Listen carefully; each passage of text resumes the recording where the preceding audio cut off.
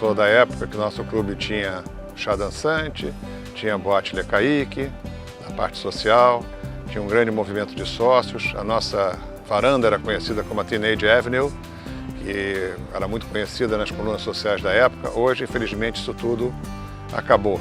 E as regatas e as pescarias, que era um grande evento sempre no clube, também estão um pouco em segundo plano. Com exceção de alguns abnegados, como Gastão Brum e outros sócios aqui do clube, continuamos tendo os nossos campeonatos importantes. A nossa chapa Iate Legal está com o firme objetivo de ser uma chapa absolutamente transparente, mostrar todas as contas e os contratos do clube, voltar a fazer o clube ser um centro de atração social e esportiva, principalmente visando as Olimpíadas de 2016. E não podemos nos esquecer que a vela sempre foi e ainda é o esporte mais importante do Brasil em Olimpíadas. É o esporte que mais traz medalhas e vende muito o nome do Brasil. Conto com vocês no dia 10 de março, quando teremos as eleições.